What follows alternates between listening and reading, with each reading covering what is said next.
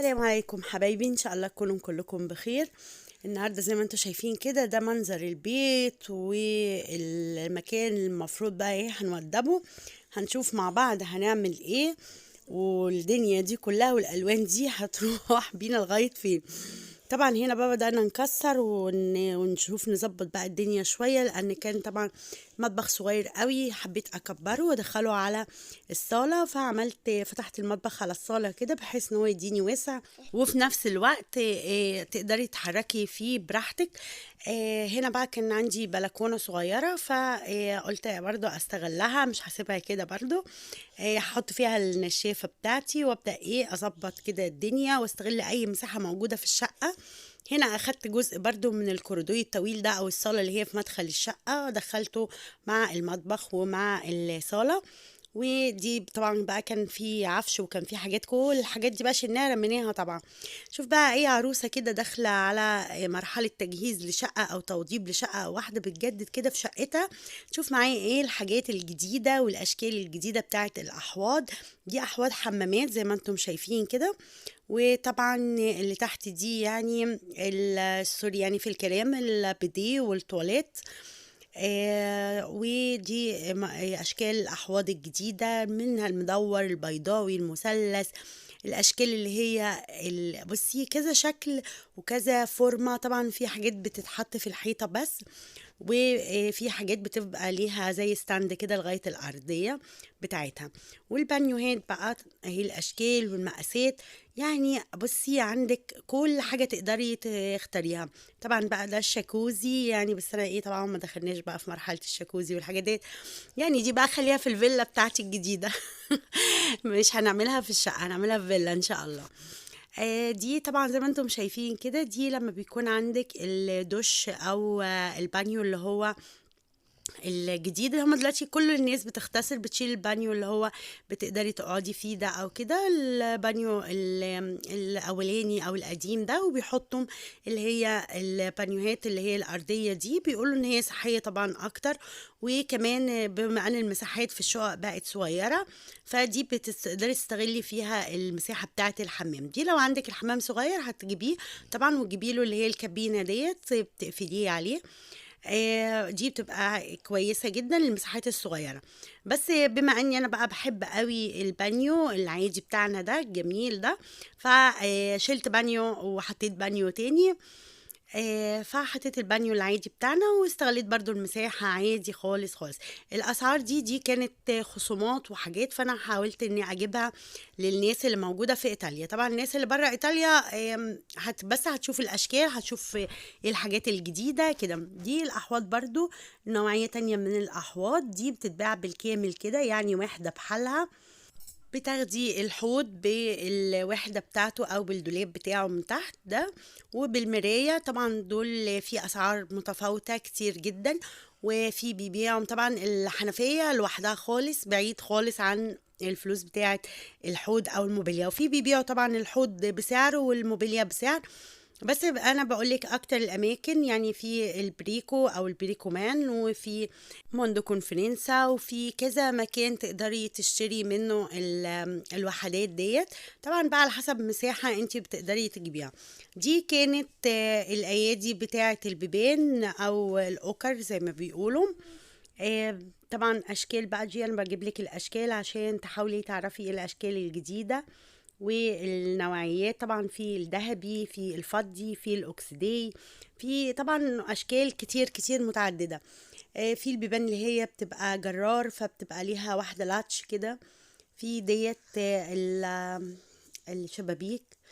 طبعا شبابيك الالموتيل بصراحه هي انضف حاجه او احسن حاجه تقدري تجيبيها عن الخشب في تنظيفها وفي كل حاجة يعني، وفي استحمالها طبعا.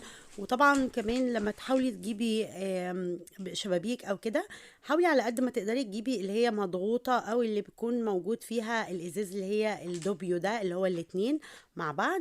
ده بيكون حلو قوي قوي. هنا بقى اشكال حنفيات والدش والحاجات دي كلها. زي ما انتوا شايفين بقى كده الاشكال دي طالعه جديد قوي قوي وحلوه. المربع طبعا ده اللي هو الدش الكبير اللي بيبقى ثابت. طبعا هو ده مش ثابت بس على فكره، ده بيتحرك. والتاني بقى اللي هو بيبقى ايه اليدوي ده. دي الحنفيات، كان في طبعا حنفيات اشكال كتير زي ما انتم شايفين. البيت كان محتاج يتعمل فيه حاجات كتير قوي، هنشوف مع بعض. اللون ده ده الاختياري كان من السيراميك، وده السيراميك بتاع الحمام. قولوا لي ايه رأيكم بقى في الاختيار، اذا كان حلو ولا ايه رأيكم فيه. هو كان السيراميك بتاعه رمادي والارض رمادي كده فانا بصراحة حبيت اعمل الوان فاتحة. هنا دي كانت اوض النوم، لقيتها طبعا زي ما انتم شايفين البرتقاني والكلام ده. طبعا كل الحاجات دي هنغيرها، وبنحاول يعني ان احنا نغير في اضيق الحدود، لكن طبعا مع تظبيط يعني الحاجات اللي محتاجة تتظبط يعني، والدنيا كده ايه تبقى جميلة. شايفين اللون الغامق ده؟ ده بيضيق المساحة قوي قوي يعني. لما بعدين هتشوفوا معايا عملته ابيض، هتشوفوا الجمال بتاعه والحلاوة وازاي اتظبطت كل الدنيا معانا.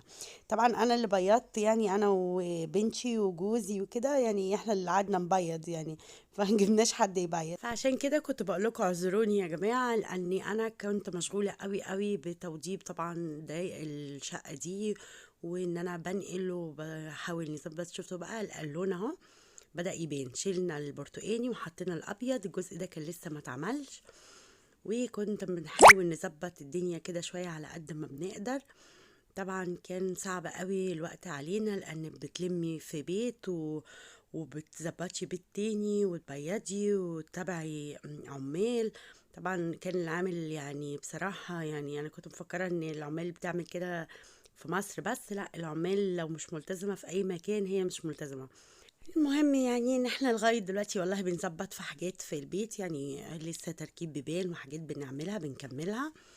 يلا الله المستعان. وكده بقى كانت الوحدة بتاعتي اللي انا قلت لكم عليها بالحوض زي ما انتم شايفين كده.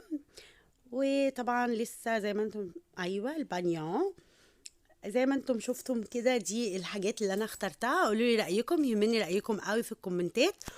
هنا كنا بنشوف الزراير بتاعه النور، والله لسه ما اشتريتهاش لغايه دلوقتي تصدقوا. دي الالوانات بتاعه الحيطان او البويه اللي موجوده، فحاولت الم لكم اكتر الالوان والدرجات اللي موجوده الجديده. دي طبعا الالوان، في الوان طبعا يعني جامده قوي. الالوان دي بتتعمل منها حيطه واحده، ما بتحاوليش تعملي منها اكتر من حيطه عشان ما تضيقلكيش المساحه، لان انت لو يعني اخترتي الوان من الغامقه دي صعب قوي ان انت تخليها للشقه كلها، هتضيقي قوي المساحه. حاولي تاخدي الالوان اللي هي الفاتحه، وتاخدي درجه او حاجه اغمق وتعمليها في حيطه واحده او في كورنر مثلا كده طبعا في اشكال كتير. وبقت الحاجات دي كلها تقدري عند بتاع البوية نفسه تقدري تختاري الدرجة وهو بيدربها لك. لو مش موجودة الدرجة بتاعتك، طبعا في بتبقى باكيتة كده او باليتة كده بيكون موجود فيها الالوان بتاعه البويه والدرجات بتاعتها لو مش متواجده او لو مش جاهزه. انا بحب بصراحه البويات اللي هي بينفع تتغسل، او دي بالنسبه لي انا كواحده مثلا مش لسه عروسه ولا كده ومعايا اولاد وعندي يعني بنتي صغنونه خالص وكده، فممكن هي تشخبط على حيطه تعمل حاجه، فاختار لازم الحاجات اللي هي تنفع ان هي تتنضف بسهوله معايا، واقدر ان انا احافظ على البويه بتاعتي لاكتر وقت ممكن. فحاولت ان انا اجيب الحاجات اللي تستحمل الكلام ده كله. طبعا بما ان احنا اللي بنبيض مش حد بيبيض، دي الوان كانت بتجيبيها وبتضيفيها على اللون الابيض بالدرجه اللي انت عايزاها بتضيفيها، ومكتوب لك ازاي تضيفيها، وبيبقى معاكي سرنجه كده بتسحبي منها، وبيقول لك مثلا اذا كان الكام ملي هيعمل على الكام لتر او الكام كيلو من البويه البيضه دي هيتحط عليها درجه اللون دي هتديك الدرجه ايه. ده كان مطبخي الاولاني شايفينه كده. من هنا بقى كنت بنضف بقى وبلم الدنيا زي ما انتم شايفين كده، كل الحاجات فوق بعضها حاولت اني الم الحاجات. في الاخر كنت بحاول اني المهم من غير ما يعني ما اطبق على قد ما اقدر، واقول كده كده هظبط بقى الحاجات ديت، واكتب على كل كرتونه الحاجات اللي موجوده فيها، كل شنطه الحاجات اللي موجوده فيها. طبعا الحاجات اتنقلت اكتر من مره، والكراتين اتفضت واتملت، ويعني كانت صعب جدا طبعا لما بتنقلي واسره كبيره وكده بتنقلي بحاجتك كلها، فيعني الله المستعان، وربنا يعيننا كلنا على يعني الحياه بتاعتنا. طبعا هنا بقى بوريكم، بصوا المنظر، يعني كنا بنحاول نشوف طريقة نظبط بيها الدنيا. شايفين الحيطة اللي كانت من شوية متكسرة ومتبهدلة؟ ايه رأيكم بقى في ده؟ لون السيراميك بتاع المطبخ. انا كنت في الزاوية دي كنت عايزة اعمل سيراميكا كمان، وبعد كده لغيت الفكرة لانها لقيتها مش مستاهلة.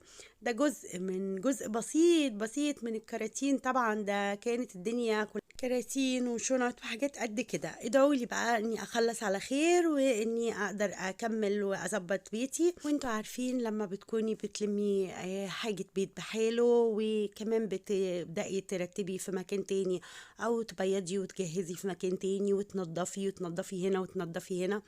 لازم بتنضفي اللي انتي فيه، وبتنضفي المكان الجديد، وفي نفس الوقت بتروحي شغلك او كده، وبتلمي حاجتك وبتبيضي وبتعملي وقت. مفيش خالص وقت، ومجهود كتير كتير.